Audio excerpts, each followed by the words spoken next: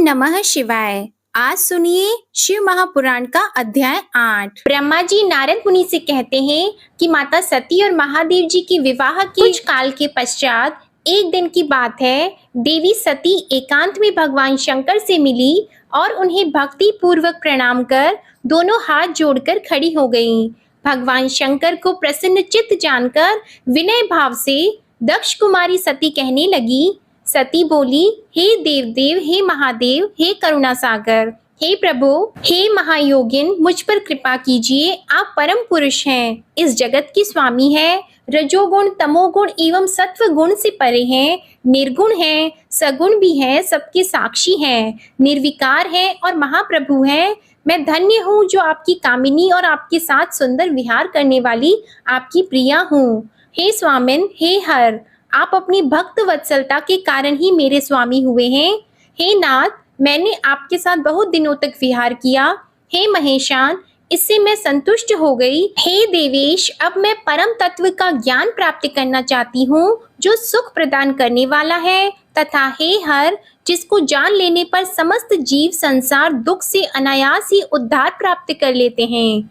हे नाथ, जिस कर्म का अनुष्ठान करके विषयी जीव भी परम पद को प्राप्त कर लेता है और पुनः संसार बंधन में नहीं पड़ता है, उस परम तत्व को आप बताइए, मुझ पर कृपा कीजिए।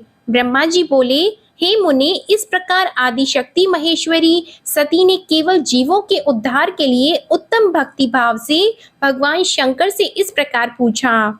तब इसे सुनकर स्वेच्छा से शरीर धारण करने वाले तथा योग के द्वारा भोग से विरक्त चित्त वाले स्वामी शिव जी अत्यंत प्रसन्न होकर सती से कहने लगे। शिव जी बोले, हे देवी, हे महेश्वरी, मैं उस परम तत्व का वर्णन करता हूँ जिससे वासनाबद्ध जीव तत्काल मुक्त हो जाता है। हे सती, तुम विज्ञान को परम तत्व जानो। विज्ञान वह है जिसके उदय होने पर मैं ब्रह्मा हूँ ऐसा दृढ़ निश्चय हो जाता है। ब्रह्मा के सिवा दूसरी किसी वस्तु का स्मरण नहीं रहता और उस विज्ञानी पुरुष की बुद्धि सर्वथा शुद्ध हो जाती है। हे प्रिये, वह विज्ञान दुर्लभ है। वह जो जैसा भी है सदा मेरा स्वरूप ही है, साक्षात परात्पर ब्रह्मा है। इस प्रकार की विज्ञान की माता केवल मेरी भक्ति है जो भोग और मोक्ष रूप फल प्रदान करती है। वह मेरी कृपा से सुलभ होती है। वह भक्ति 9 प्रकार की कही गई है। हे सती, भक्ति और ज्ञान में कोई भेद नहीं है। भक्त और ज्ञानी दोनों को ही सदा सुख प्राप्त होता है। भक्ति के विरोधी को विज्ञान की प्राप्ति नहीं होती। हे देवी, मैं सदा भक्त के अधीन रहता हूँ और भक्ति के प्रभाव से जातिहीन नीच मनुष्यों के घर में भी चला जाता हूँ, इसमें संशय नहीं। हे देवी, वह भक्ति 2 प्रकार की होती है, सगुण और निर्गुण। जो वैधि अर्थात शास्त्र विधि से प्रेरित और स्वाभाविक की भक्ति होती है वह श्रेष्ठ है, और इससे भिन्न जो कामना मूलक भक्ति है वह निम्न कोटि की कही गई है। सगुण और निर्गुण भक्ति, ये दोनों प्रकार की भक्तियां नैष्ठिकी और अनैष्ठिकी के भेद से 2 प्रकार की हो जाती है। नैष्ठिकी की भक्ति 6 प्रकार की जाननी चाहिए और अनैष्ठिकी की एक ही प्रकार की कही गई है। विद्वान पुरुष विहिता और अविहिता आदि भेद से उसे अनेक प्रकार की मानते हैं। इन द्विविध भक्तियों के बहुत से भेद प्रभेद होने के कारण इनके तत्व का अन्यत्र वर्णन किया गया है। हे प्रिये, मुनियों ने सगुण और निर्गुण दोनों भक्तियों के 9 अंग बताए हैं। हे दक्ष नंदिनी, मैं उन 9 अंगों का वर्णन करता हूँ। हे देवी, श्रवण, कीर्तन, स्मरण, सेवन, दास्य, अर्चन, सदा मेरा वंदन, सख्य और आत्मसमर्पण विद्वानों ने भक्ति के ये 9 अंग माने हैं। हे शिवे, इसके अतिरिक्त उस भक्ति के बहुत से उपांग भी कहे गए हैं। हे देवी, अब तुम मन लगाकर मेरी भक्ति के 9 अंगों का अलग अलग लक्षण सुनो जो भोग और मोक्ष प्रदान करने वाले हैं। जो स्थिर आसन पर बैठकर तन मन आदि से मेरे कथा और कीर्तन आदि का नित्य सम्मान करते हुए प्रसन्नता पूर्वक अपने श्रवण पुटों से उसका पान किया जाता है, उसे श्रवण कहते हैं। जो हृदयाकाश के द्वारा मेरे दिव्य जन्म एवं कर्मों का चिंतन करता हुआ प्रेम से वाणी द्वारा उनका उच्च स्वर से उच्चारण करता है, उसके इस भजन साधन को कीर्तन कहा जाता है। हे देवी, मुझ नित्य महेश्वर को सदा और सर्वत्र व्यापक जानकर संसार में निरंतर निर्भय रहने को स्मरण कहा जाता है। यह निर्गुण स्मरण भक्ति है। अरुणोदय काल से प्रारंभ कर शयन पर्यंत तत्पर चित्त से निर्भय होकर भगवदी ग्रह की सेवा करने को स्मरण कहा जाता है। यह सगुण स्मरण भक्ति है। हर समय सेव्य की अनुकूलता का ध्यान रखते हुए हृदय और इंद्रियों से जो निरंतर सेवा की जाती है, वही सेवन नामक भक्ति है।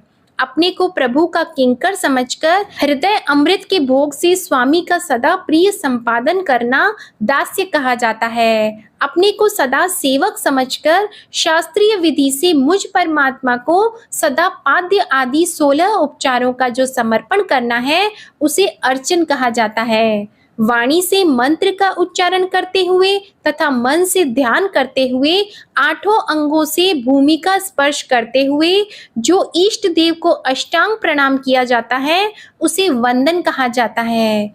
ईश्वर मंगल अमंगल जो कुछ भी करता है, वह सब मेरे मंगल के लिए है, ऐसा दृढ़ विश्वास रखना सख्य भक्ति का लक्षण है।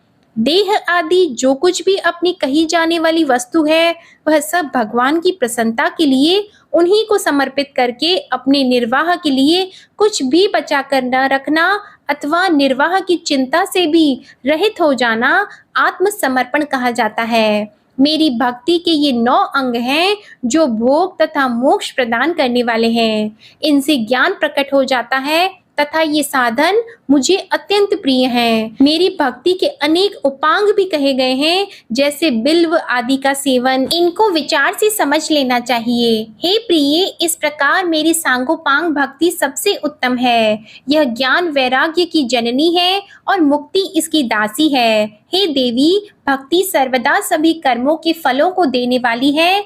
यह भक्ति मुझे सदा तुम्हारे समान ही प्रिय है।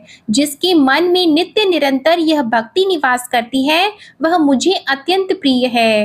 हे देवेशी, तीनों लोकों और चारों युगों में भक्ति के समान दूसरा कोई सुखदायक मार्ग नहीं है। कलयुग में तो यह विशेष सुखद एवं सुविधाजनक है, क्योंकि कलयुग में प्रायः ज्ञान और वैराग्य दोनों ही ग्राहक के अभाव के कारण वृद्ध, उत्साह शून्य और जर्जर हो जाते हैं। परंतु भक्ति कलयुग में तथा अन्य सभी युगों में भी प्रत्यक्ष फल देने वाली है। भक्ति के प्रभाव से मैं सदा भक्त के वश में रहता हूँ, इसमें संदेह नहीं। संसार में जो भक्तिमान पुरुष है, उसकी मैं सदा सहायता करता हूँ और उसके कष्टों को दूर करता हूँ। उस भक्त का जो शत्रु होता है, वह मेरे लिए दंडनीय है, इसमें संशय नहीं। हे देवी, मैं अपने भक्तों का रक्षक, भक्त की रक्षा के लिए ही मैंने कुपित होकर अपने नेत्र जनित अग्नि से काल को भी भस्म कर डाला था। हे देवी, भक्त की रक्षा के लिए मैं पूर्व काल में सूर्य पर भी अत्यंत क्रोधित हो उठा था और मैंने त्रिशूल लेकर सूर्य को भी जीत लिया था। हे देवी, मैंने भक्त के लिए सैन्य सहित रावण को भी क्रोध पूर्वक त्याग दिया और उसके प्रति कोई पक्षपात नहीं किया। हे देवी, भक्तों के लिए ही मैंने कुमति से ग्रस्त व्यास को नंदी द्वारा दंड दिलाकर उन्हें काशी के बाहर निकाल दिया। हे देवेशी, बहुत कहने से क्या लाभ, मैं सदा ही भक्त के अधीन रहता हूँ और भक्ति करने वाले पुरुष के अत्यंत वश में हो जाता हूँ, इसमें संदेह नहीं। ब्रह्मा जी बोले, हे नारद, इस प्रकार भक्ति का महत्व सुनकर दक्ष कन्या सती को बड़ा हर्ष हुआ और उन्होंने अत्यंत प्रसन्नता पूर्वक भगवान शिव को मन ही मन प्रणाम किया। हे मुनि, देवी सती ने पुनः भक्ति विषयक शास्त्र के विषय में बड़े आदर पूर्वक पूछा, जो लोक में सुखदायक तथा जीवों के उद्धार का साधन है। हे मुनि, उन्होंने यंत्र, मंत्र शास्त्र, उनके महात्म्य तथा अन्य जीवोद्धारक धर्ममय साधनों के विषय में विशेष रूप से जानने की इच्छा प्रकट की। सती के इस प्रश्न को सुनकर शंकर जी के मन में बड़ी प्रसन्नता हुई। उन्होंने जीवों के उद्धार के लिए सब शास्त्रों का प्रेम पूर्वक वर्णन किया। महेश्वर ने पांचों अंग सहित तंत्र शास्त्र, यंत्र शास्त्र तथा भिन्न भिन्न देवेश्वरों की महिमा का वर्णन किया। हे मुनीश्वर, महेश्वर ने कृपा करके इतिहास कथा सहित उन देवताओं के भक्तों की महिमा, वर्णाश्रम धर्म, राजधर्म, पुत्र और स्त्री के धर्म की महिमा, कभी नष्ट न होने वाले वर्णाश्रम, जीवों को सुख देने वाले वैदिक शास्त्र एवं ज्योतिष शास्त्र, उत्तम सामुद्रिक शास्त्र तथा अन्य भी बहुत से शास्त्रों का तत्वतः वर्णन किया। इस प्रकार लोक उपकार करने के लिए सद्गुण संपन्न शरीर धारण करने वाले, तीनों लोकों को सुख देने वाले सर्वज्ञ पर ब्रह्मा स्वरूप शिव और सती ने हिमालय पर्वत के कैलाश शिखर पर तथा अन्य अन्य स्थानों में अनेक प्रकार की लीलाएं की। नारद जी बोले, हे ब्रह्मा, हे प्रजानाथ, हे कृपाकर, आपने भगवान शंकर और देवी सती के मंगलकारी यश का श्रवण कराया है। अब इस समय पुनः प्रेम पूर्वक उनके उत्तम चरित्र का वर्णन कीजिए। उन दंपति शिवा और शिव ने वहां रहकर कौन कौन सा चरित्र किया था? ब्रह्मा जी बोले, हे मुने, आप मुझसे सती और शिव के चरित्र का प्रेम पूर्वक श्रवण कीजिए। वे दोनों दंपति वहां लौकिक गति का आश्रय लेकर नित्य निरंतर क्रीड़ा करते थे।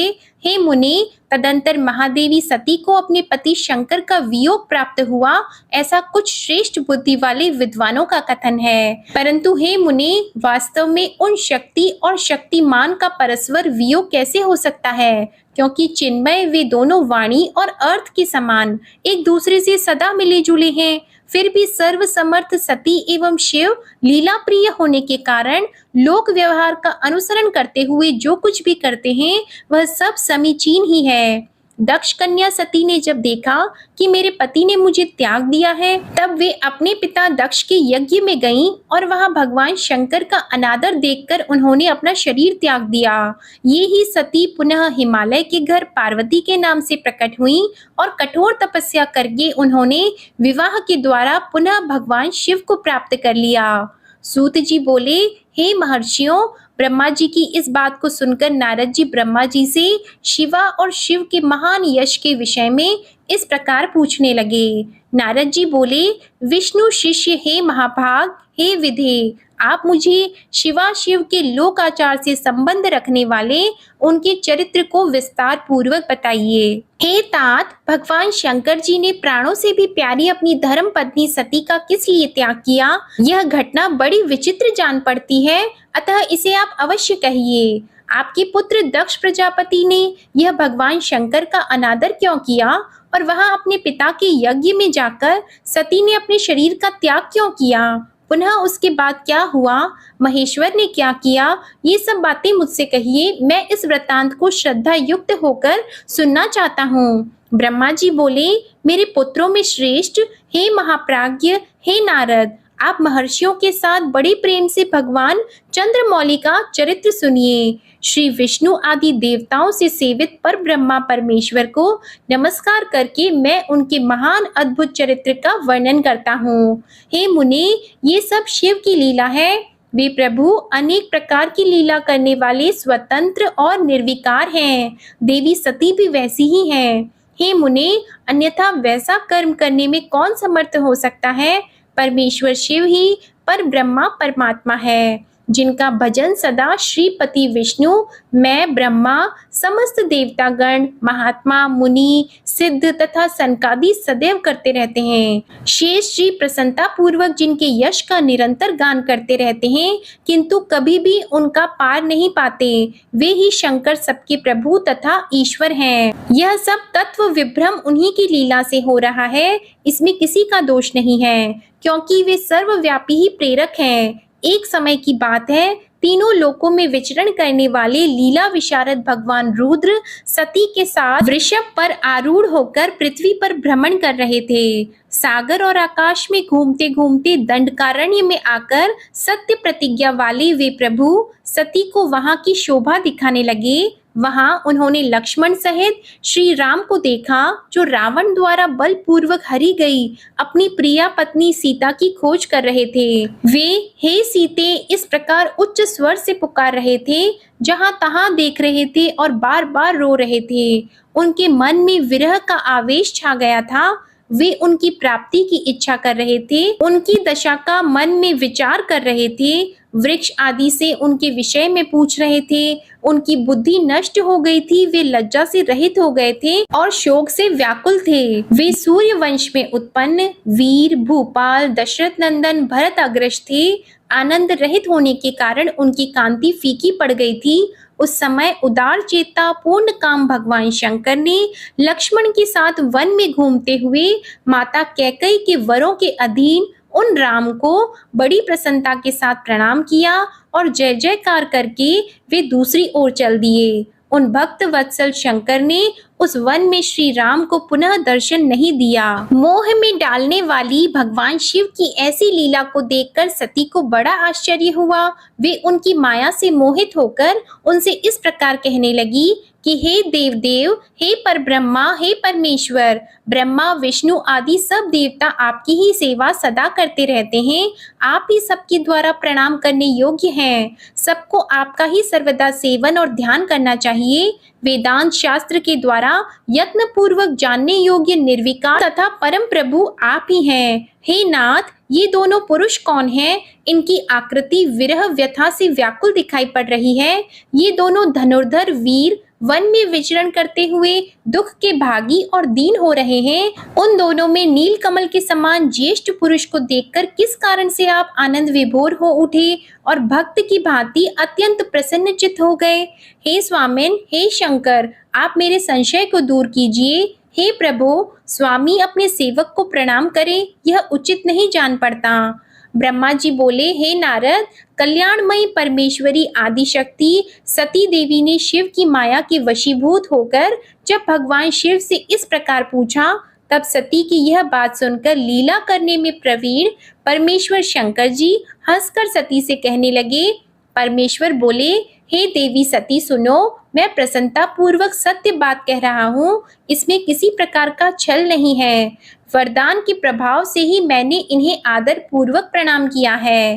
हे देवी, ये दोनों भाई वीरों द्वारा सम्मानित हैं। इनके नाम श्री राम और लक्ष्मण हैं। ये सूर्य वंश में उत्पन्न हुए हैं, परम बुद्धिमान हैं और राजा दशरथ के पुत्र हैं। इनमें जो गौरव वर्ण के छोटे भाई हैं, वे शेष के अंश हैं, उनका नाम लक्ष्मण है। इनमें ज्येष्ठ भाई का नाम श्री राम है। ये भगवान विष्णु के पूर्ण अंश तथा उपद्रव रहित हैं। ये साधु पुरुषों की रक्षा और हम लोगों के कल्याण के लिए इस पृथ्वी पर अवतरित हुए हैं। इतना कहकर सृष्टि करने वाले भगवान शंभु चुप हो गए। इस प्रकार शिव का वचन सुनकर भी उनके मन को विश्वास नहीं हुआ, क्योंकि शिव की माया बलवती है, वही तीनों लोगों को मोहित किए रहती है। सती के मन में मेरी बात पर विश्वास नहीं हुआ है, ऐसा जानकर लीला विशारद सनातन प्रभु शंभु यह वचन कहने लगे। शिवजी बोले, हे देवी, मेरी बात सुनो। यदि तुम्हारे मन की मेरे कथन पर विश्वास नहीं होता है, तो तुम वहां जाकर अपनी ही बुद्धि से श्री राम की परीक्षा स्वयं कर लो। हे सती, हे प्रिये, जिस प्रकार तुम्हारा भ्रम दूर हो वैसा ही तुम करो। तुम वहां जाकर परीक्षा करो। तब तक मैं इस वट वृक्ष के नीचे बैठा हूँ। ब्रह्मा जी बोले, हे नारद, भगवान शिव की आज्ञा से ईश्वरी सती वहां जाकर सोचने लगी कि मैं वनचारी राम की कैसे परीक्षा करूं। मैं सीता का रूप धारण करके राम के पास चलूं। यदि राम साक्षात विष्णु है तो सब कुछ जान लेंगे, अन्यथा वे मुझे नहीं पहचानेंगे। इस प्रकार विचार करके मोह में पड़ी हुई वे सती सीता का रूप धारण कर श्री राम के पास उनकी परीक्षा लेने के लिए गई। सती को सीता के रूप में देखकर शिव नाम का जप करते हुए रघुकुल श्रेष्ठ श्री राम सब कुछ जानकर उन्हें प्रणाम करके हंसकर कहने लगे।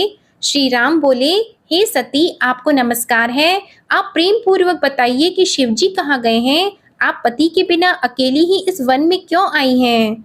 हे सती, आपने अपना रूप त्याग कर किस लिए यह रूप धारण किया है?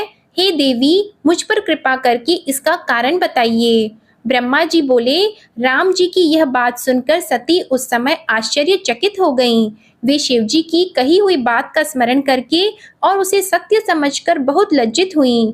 श्री राम को साक्षात विष्णु जानकर अपना रूप धारण करके मन ही मन शिव के चरणों का चिंतन कर प्रसन्न चित्त हुई सती ने उनसे इस प्रकार कहा, हे रघुनंदन, स्वतंत्र परमेश्वर प्रभु शिव मेरे तथा अपने पार्षदों के साथ पृथ्वी पर भ्रमण करते हुए इस वन में आए हुए हैं। यहाँ उन्होंने सीता की खोज में लगे हुए उनकी विरह से युक्त और दुखी चित्त वाले आपको लक्ष्मण सहित देखा। वे आपको प्रणाम करके चले गए और आपकी वैष्णवी महिमा की प्रशंसा करते हुए अत्यंत आनंद के साथ वट वृक्ष के नीचे बैठे हैं। वे आपके चतुर्भुज विष्णु रूप को देखे बिना ही आनंद विभोर हो गए। इस निर्मल रूप को देखते हुए उन्हें बड़ा आनंद प्राप्त हुआ। शंभू के वचन को सुनकर मेरे मन में भ्रांति उत्पन्न हो गई, अतः हे राघव, मैंने उनकी आज्ञा लेकर आपकी परीक्षा की है। हे श्री राम, अब मुझे ज्ञात हो गया कि आप साक्षात विष्णु हैं। मैंने आपकी संपूर्ण प्रभुता देख ली है। अब मेरा संशय दूर हो गया है। तो भी महामते, आप मेरी बात सुने। मेरे सामने यह सच सच बताएं कि आप उन शिव के वंदनीय कैसे हो गए। आप मुझे संशय रहित कीजिए और शीघ्र ही मुझे शांति प्रदान कीजिए। ब्रह्मा जी बोले, हे नारद, उनकी यह बात सुनकर श्री राम के नेत्र प्रफुल्लित हो उठे। उन्होंने अपने प्रभु शिव का स्मरण किया। इससे उनके हृदय में अत्यधिक प्रेम उत्पन्न हो गया। मुने, शिव की आज्ञा के बिना वे राघव सती के साथ भगवान शिव के समीप नहीं गए तथा मन ही मन उनकी महिमा का वर्णन करके सती से कहने लगे। श्री राम बोले, देवी, प्राचीन काल में एक समय परम सृष्टा भगवान शंभु ने अपने परम धाम में विश्वकर्मा को बुलाकर उनके द्वारा अपनी गौशाला में रहे और बोले, हरे, भूतल पर जो आपके अवतार होंगे वे सबके रक्षक और मेरे भक्त होंगे। मैं उनका दर्शन करूंगा। वे मेरे वर से सदा प्रसन्न रहेंगे। श्री राम बोले, इस प्रकार श्री हरि को अपना अखंड ऐश्वर्य प्रदान कर उमापति भगवान हर स्वयं कैलाश पर्वत पर रहते हुए अपने पार्षदों के साथ स्वच्छंद क्रीड़ा करने लगे। तभी से भगवान लक्ष्मीपति ने गोप वेश धारण कर लिया और वे गोप गोपी तथा गौओं के अधिपति होकर बड़ी प्रसन्नता के साथ वहां रहने लगे। ये विष्णु भी प्रसन्नचित्त होकर समस्त जगत की रक्षा करने लगे। वे शिवजी की आज्ञा से नाना प्रकार के अवतार धारण करके जगत का पालन करने लगे। इस समय वे श्री हरि भगवान शंकर की आज्ञा से 4 रूपों में अवतीर्ण हुए हैं। उनमें एक मैं राम हूँ और भरत, लक्ष्मण और शत्रुघ्न हैं। हे देवी, हे सती, मैं पिता की आज्ञा से सीता और लक्ष्मण के साथ वन में आया हूँ और भाग्यवश इस समय मैं दुखी हूँ। यहाँ किसी निशाचर ने मेरी पत्नी का हरण कर लिया है और मैं विरही होकर भाई के साथ वन में अपनी प्रिया की खोज कर रहा हूँ। हे सती, हे माते, जब आपका दर्शन प्राप्त हो गया तब आपकी कृपा से सर्वथा मेरा कुशल ही होगा, इसमें संदेह नहीं है। हे देवी, आपका दर्शन मेरे लिए सीता प्राप्ति का वर स्वरूप होगा। आपकी कृपा से उस दुख देने वाले पापी राक्षस को मारकर मैं सीता को प्राप्त कर लूंगा, इसमें संदेह नहीं है। आज मेरा महान सौभाग्य है जो आप दोनों ने मुझ पर कृपा की। जिस पर आप दोनों की कृपा हो जाए वह पुरुष धन्य और श्रेष्ठ है। इस प्रकार बहुत सी बातें कहकर कल्याणमयी सती देवी को प्रणाम करके रघुकुल शिरोमणि श्री राम उनकी आज्ञा से उस वन में विचरने लगे। पवित्र हृदय वाले राम की शिव भक्ति परायण तथा शिव प्रशंसा परक बात सुनकर सती मन ही मन बहुत प्रसन्न हुई। तदंतर अपने कर्म को याद करके उनके मन में बड़ा शोक हुआ। उनकी अंग कांति फीकी पड़ गई और वे उदास होकर शिवजी के पास लौट आईं। मार्ग जाती हुई देवी सती बारंबार चिंता करने लगी कि मैंने भगवान शिव की बात नहीं मानी और श्री राम के प्रति कुत्सित बुद्धि कर ली। अब शंकर जी के पास जाकर उन्हें क्या उत्तर दूंगी। इस प्रकार के विचार करने पर उन्हें बहुत पश्चाताप हुआ। शिव जी के पास जाकर उन सती ने उन्हें हृदय से प्रणाम किया। उनके मुख पर विषाद छा गया। वे शोक से व्याकुल और निस्तेज हो गईं। सती को दुखी देखकर भगवान हर ने उनका कुशल क्षेम पूछा और प्रेम पूर्वक कहा, तुमने किस प्रकार उनकी परीक्षा ली? शिवजी की यह बात सुनकर, मैंने कोई परीक्षा नहीं ली, ऐसा कहकर वे सती सिर झुकाए शोकाकुल होकर उनके पास खड़ी हो गईं।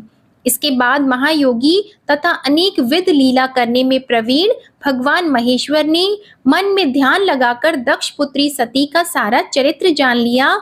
उन्हें अपनी उस प्रतिज्ञा का स्मरण हो आया जिसे हरि के विशेष आग्रह करने पर मर्यादा प्रतिपालक उन रुद्र ने विवाह के लिए देवताओं के द्वारा निवेदन किए जाने पर पूर्व में किया था। उन महाप्रभु के मन में विषाद उत्पन्न हो गया। तब धर्म वक्ता, धर्मकर्ता तथा धर्म रक्षक प्रभु ने अपने मन में कहा, शिवजी बोले, यदि मैं सती से अब पूर्ववत स्नेह करूं तो लोक लीला का अनुसरण करने वाले मुझ शिव की महान प्रतिज्ञा ही नष्ट हो जाएगी। ब्रह्मा जी बोले, इस प्रकार मन में अनेक तरह के विचार कर वेद और धर्म के प्रतिपालक शंकर जी ने हृदय से सती का त्याग कर दिया, किंतु अपनी प्रतिज्ञा को नष्ट नहीं किया। तत्पश्चात परमेश्वर शिव जी मन से सती को त्याग कर अपने कैलाश पर्वत की ओर चल दिए। उन प्रभु ने अपने निश्चय को किसी के सामने प्रकट नहीं किया। मार्ग में जाते हुए महेश्वर को अन्य सबको तथा विशेषकर सती को सुनाते हुए आकाशवाणी हुई। आकाशवाणी बोली, हे परमेश्वर, आप धन्य हैं। इस त्रिलोकी में आपके समान कोई भी नहीं है जिसने आज तक ऐसी प्रतिज्ञा की हो। आप महायोगी तथा महाप्रभु हैं। ब्रह्मा जी बोले, यह आकाशवाणी सुनकर कांतिहीन देवी सती ने शिव से पूछा, हे नाथ, आपने कौन सी प्रतिज्ञा की है? हे परमेश्वर, मुझे बताइए। सती के इस प्रकार पूछने पर भी सबका हित करने वाले प्रभु ने पहले अपने विवाह के विषय में भगवान विष्णु के सामने जो प्रतिज्ञा की थी उसे नहीं बताया। हे मुने, उस समय सती अपने प्राण वल्लभ पति भगवान शिव का ध्यान करके प्रियतम के द्वारा अपने त्याग संबंधी समस्त कारण को जान गईं। शंभु ने मेरा त्याग किया है, इस बात को जानकर दक्ष कन्या सती बार बार श्वास भरती हुई शीघ्र ही अत्यंत शोक में डूब गईं और बारंबार सिसकने लगीं। सती के मनोभाव को जानकर प्रभु शिव ने उनके लिए जो प्रतिज्ञा की थी उसे गुप्त ही रखा और वे दूसरी बहुत सी कथाएं कहने लगे। इस प्रकार नाना प्रकार की कथाएं कहते हुए वे सती के साथ कैलाश पर जा पहुँचे और श्रेष्ठ आसन पर स्थित होकर समाधि लगाकर अपने स्वरूप का ध्यान करने लगे। सती अत्यंत व्याकुल चित्त होकर अपने धाम में रहने लगी। हे मुने, शिवा और शिव के उस चरित्र को किसी ने नहीं जाना। हे महामुने, इस प्रकार स्वेच्छा से शरीर धारण करके लोक लीला का अनुसरण करने वाले उन दोनों प्रभुओं का बहुत काल व्यतीत हो गया। तत्पश्चात उत्तम लीला करने वाले महादेव जी ने ध्यान तोड़ा। यह जानकर जगदम्बा सती वहां आई और उन्होंने व्यथित हृदय से शिव को प्रणाम किया। उदार चित्त वाले शंभु ने उन्हें अपने सामने बैठने के लिए आसन दिया और वे बड़े प्रेम से बहुत सी मनोरम कथाएं कहने लगे। उन्होंने वैसी ही लीला करके सती के शोक को तत्काल दूर कर दिया। वे पूर्ववत सुखी हो गईं, फिर भी शिवजी ने अपनी प्रतिज्ञा को नहीं तोड़ा। हे तात, परमेश्वर शिवजी के विषय में यह कोई आश्चर्य की बात नहीं समझनी चाहिए। हे मुनि, मुनि लोग शिव और शिवा की ऐसी ही कथा कहते हैं। शिवा और शिव के वास्तविक चरित्र को कौन जान सकता है? वे दोनों सदा अपनी इच्छा से क्रीड़ा करते हैं और भांति भांति की लीलाएं करते हैं। सती और शिव वाणी और अर्थ की भांति एक दूसरे से नित्य संयुक्त हैं। उन दोनों में वियोग होना असंभव है। उनकी इच्छा से ही लीला में वियोग हो सकता है। ब्रह्मा जी नारद मुनि से बोले, हे नारद, पूर्व काल में प्रयाग में एकत्रित हुए समस्त मुनियों तथा महात्माओं का विधि विधान से एक बहुत बड़ा यज्ञ हुआ। उस यज्ञ में सिद्धगण, सनक आदि देवर्षि, प्रजापति देवता तथा ब्रह्मा का साक्षात्कार करने वाले ज्ञानी आए। मैं भी मूर्तिमान महातेजस्वी निगमों और आगमों से युक्त होकर सपरिवार वहां गया था। अनेक प्रकार के उत्सवों के साथ वहां उनका विचित्र समाज जुटा था। वहां अनेक शास्त्रों से संबंधित ज्ञान चर्चा होने लगी।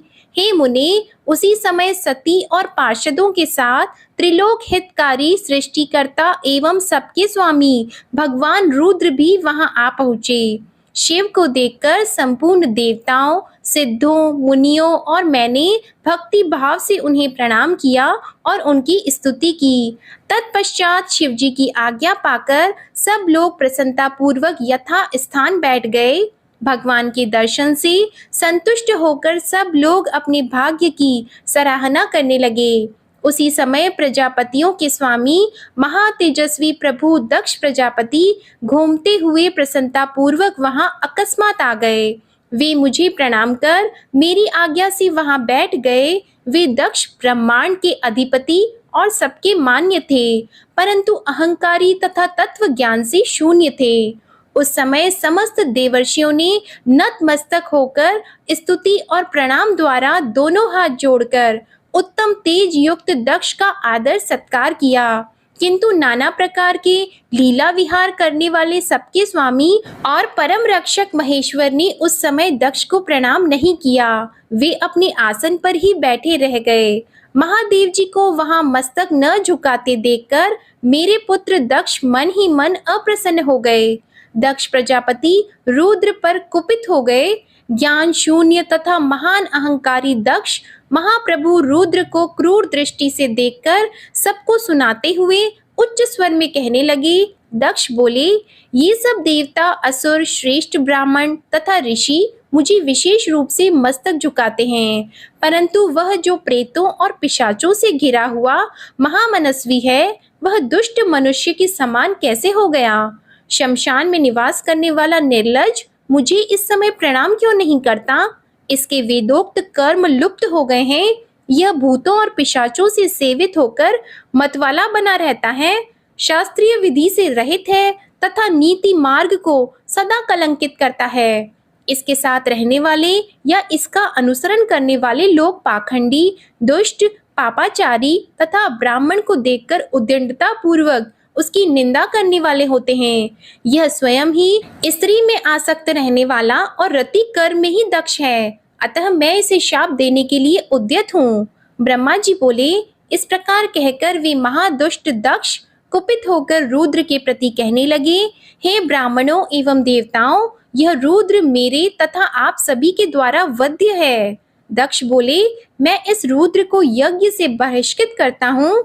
यह चारों वर्णों से बाहर शमशान में निवास करने वाला तथा उत्तम कुल और जन्म से हीन है, इसलिए यह देवताओं के साथ यज्ञ में भाग न ले पाए। ब्रह्मा जी बोले, हे नारद, दक्ष की कही हुई यह बात सुनकर भृगु आदि बहुत से महर्षि रुद्र देव को दुष्ट मानकर देवताओं के साथ उनकी निंदा करने लगे।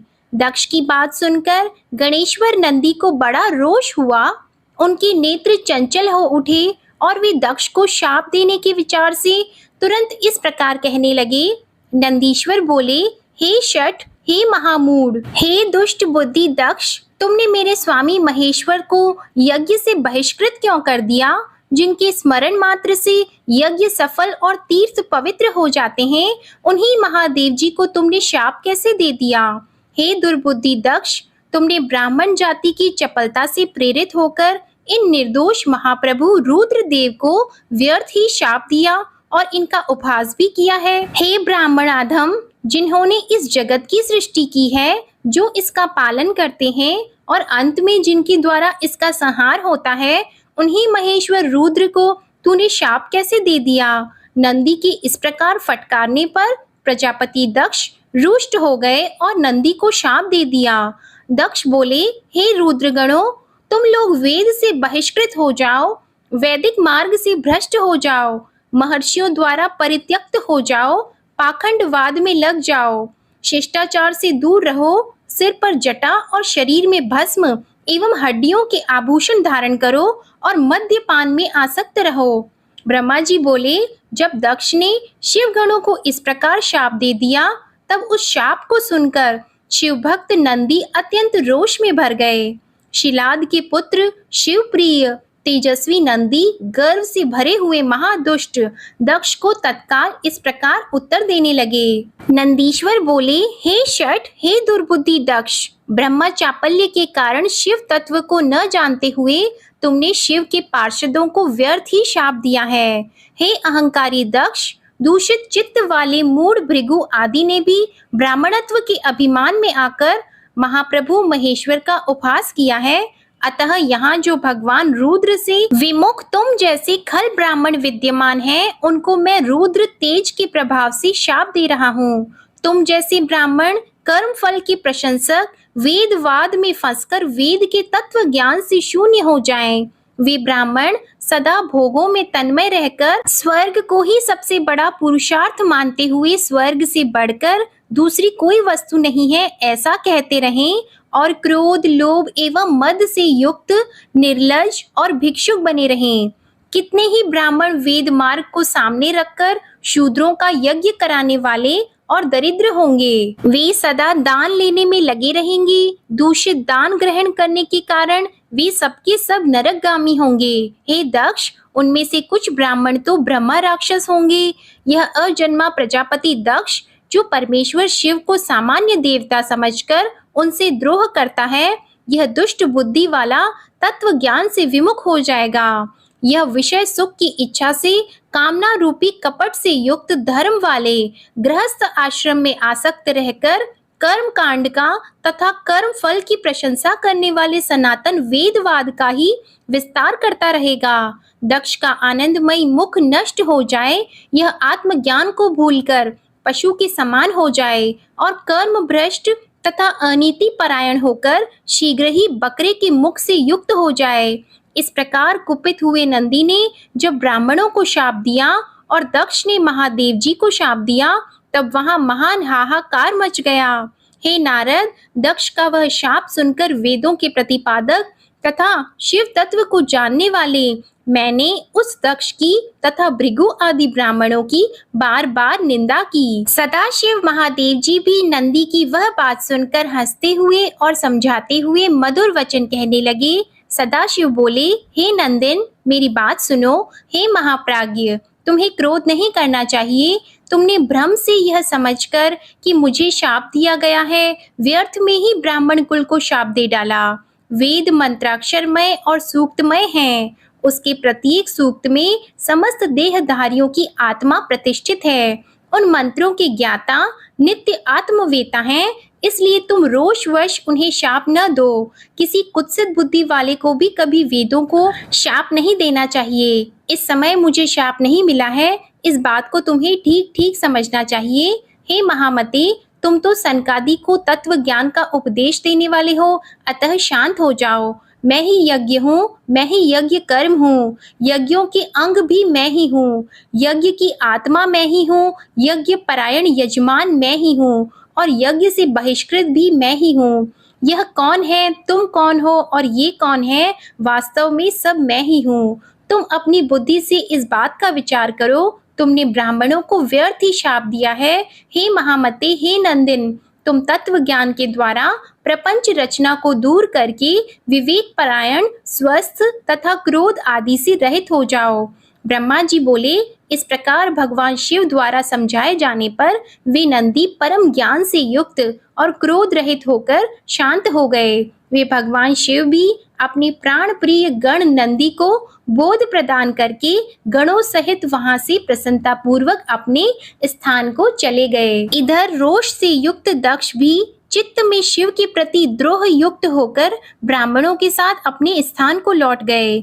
उस समय रुद्र को शाप दिए जाने की घटना का स्मरण करके दक्ष सदा महान रोष से भरे रहते थे। मूर्ख बुद्धि वाले वे शिव के प्रति श्रद्धा को त्याग कर शिव पूजकों की निंदा करने लगे। हे तात, इस प्रकार परमात्मा शंभु के साथ दुर्व्यवहार करके दक्ष ने अपनी जिस दुष्ट बुद्धि का परिचय दिया था वह मैंने आपको बताया है। अब उनकी और बड़ी दुर्बुद्धि विषय में सुनिए, मैं बता रहा हूँ। ब्रह्मा जी बोले, हे मुने, एक समय दक्ष ने एक बड़े महान यज्ञ का प्रारंभ किया और दीक्षा प्राप्ति उसने उस यज्ञ में सभी देवताओं तथा ऋषियों को बुलाया। शिव की माया से विमोहित होकर सभी महर्षि तथा देवता यज्ञ को संपन्न कराने के लिए आ गए। अगस्त्य, कश्यप, अत्रि, वामदेव, भृगु, दधीचि, भगवान व्यास, भारद्वाज, गौतम, पैल, पराशर, गर्ग, भार्गव, ककुब, सित, सुमंतु, त्रिक, कंक और वैशंपायन ये सब तथा अन्य बहुत से मुनि अपनी स्त्री और पुत्रों को साथ लेकर मेरे पुत्र दक्ष के यज्ञ में हर्ष पूर्वक गए। इनके अतिरिक्त समस्त देवगण, महान अभ्युदयशाली लोकपालगण और सभी उपदेवता अपनी उपकारक सैन्य शक्ति के साथ वहां आए थे। दक्ष ने प्रार्थना करके पुत्र, परिवार और मूर्तिवान वेदों सहित मुझ विश्व तृष्टा ब्रह्मा को भी सत्य लोक से बुलवाया था। इसी तरह भांति भांति से सादर प्रार्थना करके वैकुंठ लोक से पार्षदों और परिवार सहित भगवान विष्णु भी उस यज्ञ में बुलाए गए थे। इसी प्रकार अन्य लोग भी विमोहित होकर दक्ष यज्ञ में आए और दुरात्मा दक्ष ने उन सबका बड़ा सत्कार किया। विश्वकर्मा के द्वारा बनाए गए अत्यंत दीप्तिमान, विशाल, बहुमूल्य तथा दिव्य भवन दक्ष ने उन्हें ठहरने के लिए दिए थे। उन भवनों में मेरे तथा विष्णु के साथ वे सभी देव, महर्षिगण दक्ष से यथा योग्य सम्मानित होकर अपने अपने स्थानों पर स्थित होकर शोभित होने लगे। उस समय कनखल नामक तीर्थ में आरंभ हुए उस महायज्ञ में दक्ष ने भृगु आदि तपोधनों को ऋत्विज बनाया। संपूर्ण मरुद्र गणों के साथ स्वयं भगवान विष्णु उस यज्ञ के अधिष्ठाता बने और मैं वेदत्रय की विधि को बताने वाला ब्रह्मा बना था। इसी तरह संपूर्ण दिक्पाल अपने आयुधों और परिवारों के साथ द्वारपाल एवं रक्षक बने थे। वे सदा कौतूहल पैदा करते थे। स्वयं यज्ञ देव सुंदर रूप धारण करके उनके यज्ञ में उस समय उपस्थित थे और बड़े बड़े श्रेष्ठ मुनि लोग स्वयं वेदों को धारण किए हुए थे। अग्नि ने भी उस यज्ञ महोत्सव में शीघ्र ही हविष्य ग्रहण करने के लिए अपने हजारों रूप प्रकट किए थे। वहां 88,000 ऋत्विज एक साथ हवन करते थे।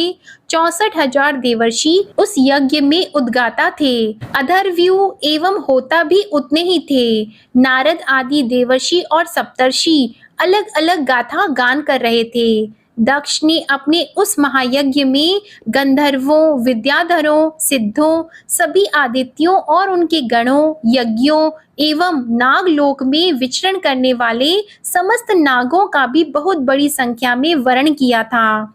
ब्रह्मर्षि, देवर्षि, राजर्षियों के समुदाय और अपने मित्रों, मंत्रियों तथा सेनाओं के साथ अनेक राजा भी वहां आए हुए थे। यजमान दक्ष ने उस यज्ञ में वसु आदि समस्त गण देवताओं का भी वर्ण किया था। कौतुक एवं मंगलाचार करके जब दक्ष ने यज्ञ की दीक्षा ली तथा जब उनके लिए बारंबार स्वस्ति वाचन किया जाने लगा, तब वे अपनी पत्नी के साथ बड़ी शोभा पाने लगे। इतना सब करने पर भी दुरात्मा यज्ञ में भगवान शंभु को नहीं बुलाया। उनकी दृष्टि में कपालधारी होने के कारण वे निश्चय ही यज्ञ में भाग लेने योग्य नहीं थे। दोषदर्शी दक्ष ने कपाली की पत्नी होने के कारण अपनी प्रिय पुत्री सती को भी यज्ञ में नहीं बुलाया। इस प्रकार दक्ष के यज्ञ महोत्सव के आरंभ हो जाने पर यज्ञ मंडप में आए हुए सब ऋत्विज अपने अपने कार्य में संलग्न हो गए। इसी बीच वहां भगवान शंकर को उपस्थित न देखकर शिव भक्त दधीची का चित्त अत्यंत उद्विग्न हो उठा और वे कहने लगे। दधीची बोले, हे प्रमुख देवताओं तथा महर्षियों, आप सब लोग प्रसन्नता पूर्वक मेरी बात सुने। इस यज्ञ महोत्सव में भगवान शंकर क्यों नहीं आए हैं? यद्यपि ये देवेश्वर, बड़े बड़े मुनि और लोकपाल यहाँ आए हुए हैं, तथापि उन पिनाकधारी महात्मा शंकर के बिना यह यज्ञ अधिक शोभा नहीं पा रहा है। बड़े बड़े विद्वान कहते हैं कि मंगलमय भगवान शिव जी की कृपा दृष्टि से ही समस्त मंगल कार्य संपन्न हो जाते हैं। जिनका ऐसा प्रभाव है वे पुराण पुरुष वृषभध्वज परमेश्वर श्री नीलकंठ यहाँ क्यों नहीं दिखाई दे रहे हैं? हे दक्ष, जिनके संपर्क में आने पर अथवा जिनके स्वीकार कर लेने पर अमंगल भी मंगल हो जाते हैं तथा जिनके 15 नेत्रों से देखे जाने पर बड़े से बड़े मंगल तत्काल हो जाते हैं, उनका इस यज्ञ में पदार्पण होना अत्यंत आवश्यक है। इसलिए तुम्हें स्वयं ही परमेश्वर शिव जी को यहाँ बुलाना चाहिए, अथवा ब्रह्मा, प्रभावशाली भगवान विष्णु, इंद्र, लोकपालों, ब्राह्मणों और सिद्धों की सहायता से सर्वथा प्रयत्न करके इस समय यज्ञ की पूर्ति के लिए उन भगवान शंकर को यहाँ ले आना चाहिए। आप सब लोग उस स्थान पर जाएं जहाँ महेश्वर देव विराजमान हैं। वहां से दक्ष नंदिनी सती के साथ भगवान शंभु को यहाँ तुरंत ले आएं। हे देवेश्वरों, जगदम्बा सहित उन परमात्मा शिव के यहाँ आ जाने से सब कुछ पवित्र हो जाएगा, जिनके स्मरण से तथा नाम लेने से सारा कार्य पुण्यमय बन जाता है।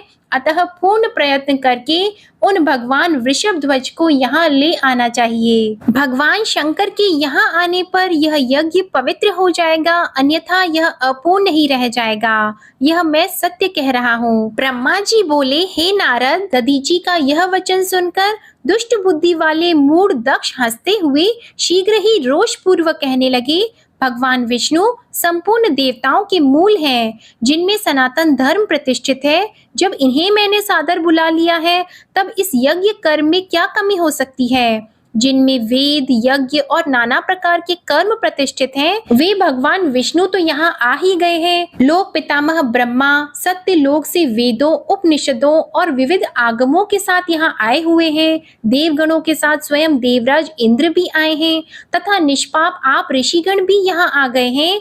जो जो यज्ञ में सम्मिलित होने योग्य, शांत, सुपात्र हैं, वेद और वेदार्थ के तत्व को जानने वाले और दृढ़ता पूर्वक व्रत का पालन करने वाले हैं, वे आप सब यहाँ पदार्पण कर चुके हैं। तब हमें यहाँ से क्या प्रयोजन है? विप्र, मैंने ब्रह्मा जी के कहने से ही अपनी कन्या रुद्र को दी थी। हे विप्र, हर कुलीन नहीं है, उसके माता पिता नहीं है। वह भूतों, प्रेतों, पिशाचों का स्वामी अकेला रहता है और उसका अतिक्रमण करना दूसरों के लिए अत्यंत कठिन है। वह आत्म प्रशंसक, मूढ़, जड़, मौनी और ईर्ष्यालु है। वह इस यज्ञ कर्म के योग्य नहीं है, इसलिए मैंने उसको यहाँ नहीं बुलाया है। अतः दधीची जी, आप ऐसा पुनः कभी न कहें। आप सभी लोग मिलकर मेरे महान यज्ञ को सफल बनाएं। ब्रह्मा जी बोले। दक्ष की यह बात सुनकर दधीची सभी देवताओं तथा मुनियों को सुनाते हुए सार युक्त वचन कहने लगे। दधीची बोले, हे दक्ष, उन भगवान शिव के बिना यह महान यज्ञ भी अयज्ञ है। निश्चय ही इस यज्ञ से तुम्हारा विनाश होगा।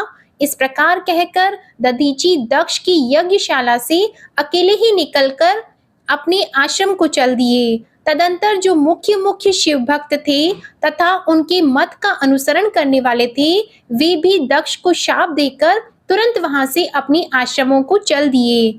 मुनि दधीची तथा दूसरे ऋषियों के उस यज्ञ मंडप से निकल जाने पर दुष्ट बुद्धि तथा विद्रोही दक्ष मुस्कुराते हुए अन्य मुनियों से कहने लगे। दक्ष बोले, दधीची नामक वे शिव प्रिय ब्राह्मण चले गए और उन्हीं के समान जो दूसरे थे, वे भी मेरे यज्ञ से चले गए। यह तो बड़ा अच्छा हुआ, मुझे सदा यही अभीष्ट है। हे देवेश, हे देवताओं और हे मुनियों, मैं सत्य कह रहा हूँ। जो नष्ट बुद्धि वाले, मूर्ख, मिथ्या भाषण में रत, खल, वेद बहिष्कृत और दुराचारी हैं, उन लोगों को यज्ञ कर्म में त्याग देना चाहिए। आप सभी लोग वेदवाद में परायण रहने वाले हैं, अतः विष्णु आदि सब देवता और ब्राह्मण मेरे इस यज्ञ को शीघ्र सफल बनाएं। ब्रह्मा जी बोले। उसकी यह बात सुनकर शिव की माया से मोहित हुए समस्त देवता तथा ऋषि उस यज्ञ में देवताओं का पूजन करने लगे।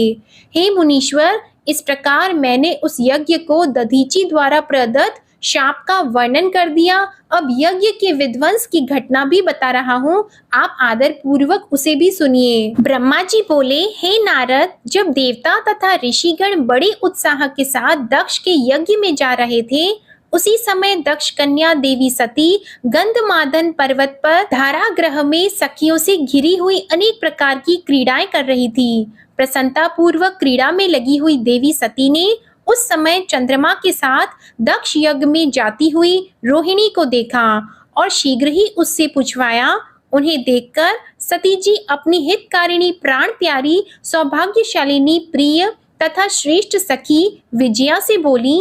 सती बोली, हे सखियों में श्रेष्ठ, हे मेरी प्राण प्रिय, हे विजय, जल्दी जाकर पूछो कि ये चंद्रदेव रोहिणी के साथ कहाँ जा रहे हैं। ब्रह्मा जी बोले। सती के इस प्रकार कहने पर विजया ने तुरंत उनके पास जाकर यथोचित रूप से उन चंद्रमा से पूछा कि आप कहाँ जा रहे हैं। विजया की बात सुनकर चंद्रदेव ने अपनी यात्रा का उद्देश्य आदर पूर्वक बताया और उन्होंने दक्ष के यहाँ होने वाले यज्ञ महोत्सव का सारा वृतांत कहा। वह सब सुनकर विजया बड़ी उतावली के साथ देवी जी के पास आई और चंद्रमा ने जो कहा था वह सब सती से कह दिया। उसे सुनकर सती कालिका देवी को बड़ा आश्चर्य हुआ। सोचने विचारने पर भी अपने यहाँ सूचना न मिलने का कारण न समझ पाने पर वे मन में सोचने लगी, दक्ष मेरे पिता हैं, वीरिणी मेरी माता है और मैं उनकी प्रिय कन्या हूँ, परंतु उन्होंने यज्ञ में मुझे नहीं बुलाया। वे कैसे भूल गए और निमंत्रण क्यों नहीं भेजा। मैं इसका कारण आदर पूर्वक शंकर जी से पूछूं। ऐसा विचार करके सती ने शंकर जी के पास जाने का निश्चय किया। इसके अनंतर दक्ष पुत्री देवी सती अपनी प्रिय सखी विजया को वहीं बैठाकर शिवजी के पास शीघ्र गईं। उन्होंने शिवजी को सभा के मध्य में अनेक गण नंदी आदि महावीरों तथा प्रमुख युद्धपतियों के साथ बैठे हुए देखा। वे अपने पति सदाशिव ईशान को देखकर उस कारण को पूछने के लिए शीघ्र उनके पास पहुंच गई। शिवजी ने बड़े प्रेम से प्रिया सती को अपनी गोद में बैठाया और बड़े आदर के साथ उन्हें अपने वचनों से प्रसन्न किया। इसके बाद महालीला करने वाले तथा सज्जनों को सुख देने वाले सर्वेश्वर शंकर, जो गणों के मध्य में विराजमान थे, सती से शीघ्र कहने लगे। शिवजी बोले, तुम इस सभा के मध्य में आश्चर्यचकित होकर क्यों आई हो? हे सुंदर कटी प्रदेश वाली, तुम इसका कारण प्रेम पूर्वक शीघ्र बताओ। ब्रह्मा जी बोले, हे मुनीश्वर, शिवजी ने जब सती से इस प्रकार कहा तो वे शिवा हाथ जोड़कर प्रणाम करके प्रभु से कहने लगी।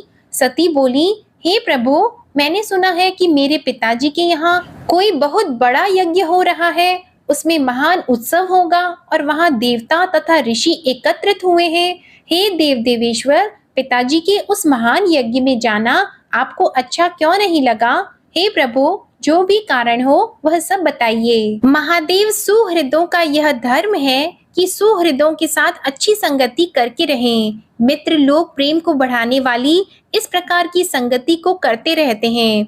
इसलिए हे प्रभु, हे स्वामिन, आप मेरी प्रार्थना से मेरे साथ पिताजी के यज्ञ मंडप में अवश्य चलिए। ब्रह्मा जी बोले। सती के इस वचन को सुनकर दक्ष के वाग बाणों से बिंधे हुए हृदय वाले देव महेश्वर मधुर वचन से कहने लगे। महेश्वर बोले, हे देवी, तुम्हारे पिता दक्ष मेरे विशेष द्रोही हो गए हैं। जो प्रमुख देवता, ऋषि तथा अन्य लोग अभिमानी, मूढ़ और ज्ञान शून्य हैं, वे ही तुम्हारे पिता के यज्ञ में गए हुए हैं। हे देवी, जो लोग बिना बुलाए दूसरे के घर जाते हैं, वे वहां अनादर ही पाते हैं, जो मृत्यु से भी बढ़कर होता है।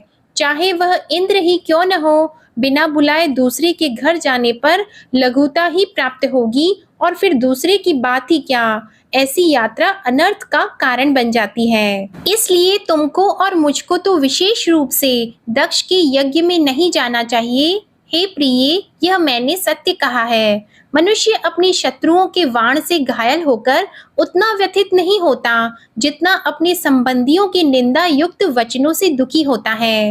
हे प्रिय, सज्जनों में रहने वाले विद्या आदि 6 गुण जब दुष्ट मनुष्यों में आ जाते हैं तो उनकी स्मृति नष्ट हो जाती है और वे मानी होकर तेजस्वियों की ओर नहीं देखते हैं। ब्रह्मा जी बोले। महात्मा महेश्वर के इस प्रकार कहने पर सती वाक्य वेताओं में श्रेष्ठ भगवान शंकर से रोष पूर्वक कहने लगी। सती बोली, हे राम, हे अखिलेश्वर, जिनके जाने से यह यज्ञ सफल होता है, उन्हीं आपको मेरे दुष्ट पिता ने आमंत्रित नहीं किया है। हे भव, उस दुरात्मा दक्ष के तथा यहाँ आए हुए संपूर्ण दुरात्मा देवताओं तथा ऋषियों के मनोभाव को मैं जानना चाहती हूँ। अतः हे प्रभु, मैं आज ही अपने पिता के यज्ञ में जा रही हूँ। हे नाथ, हे महेश्वर, आप मुझे वहां जाने की आज्ञा प्रदान कीजिए। ब्रह्मा जी बोले। उन देवी के इस प्रकार कहने पर सर्वज्ञ, सर्वद्रष्टा, सृष्टिकर्ता एवं कल्याण स्वरूप साक्षात भगवान रुद्र सती से कहने लगे। शिवजी बोले, हे देवी, यदि इस प्रकार तुम्हारी रुचि वहां अवश्य जाने की है, तो हे सुव्रते, मेरी आज्ञा से तुम महाराजाओं के योग्य उपचार करके बहुत से गुणों से संपन्न होकर इस सजे हुए नंदी वृषभ पर सवार होकर शीघ्र ही अपने पिता के यज्ञ में जाओ। तुम इस विभूषित वृषभ पर आरूढ़ हो जाओ। तब रुद्र के इस प्रकार आदेश देने पर सुंदर आभूषणों से अलंकृत तथा सब साधनों से युक्त होकर देवी सती पिता दक्ष के घर की ओर चलीं। परमात्मा शिवजी ने उन्हें सुंदर वस्त्र, आभूषण, परम उज्जवल छत्र, चामर आदि महाराजोचित उपचार दिए। भगवान शिवजी की आज्ञा से 60,000 रुद्रगण भी बड़ी प्रसन्नता और महान उत्साह के साथ कौतूहल पूर्वक देवी सती के साथ गए। उस समय वहां यज्ञ में सभी ओर महान उत्सव हो रहा था। वामदेव के गणों ने शिवप्रिया सती का भी उत्सव मनाया। महावीर तथा शिवप्रिय वे गण कौतूहल पूर्ण कार्य करने तथा सती और शिव के यश को गाने लगे और बलपूर्वक उछल कूद करने लगे। जगदम्बा की यात्रा काल में सब प्रकार से महान शोभा हो रही थी। उस समय जो सुखद जय जयकार आदि शब्द उत्पन्न हुआ, उससे तीनों लोक गूंज उठे। जय भोलेनाथ। आज की कथा समाप्त होती है। आपको ये कथा पसंद आई तो वीडियो को लाइक कीजिएगा, शेयर कीजिएगा, कमेंट में भोलेनाथ जी की जय लिखिएगा और चैनल को भी सब्सक्राइब कीजिएगा। इसी के साथ आप हमारी चैनल पर सावन मास महात्म्य की कथा और सावन सोमवार व्रत की कथा भी जरूर सुनिएगा। जय भोलेनाथ।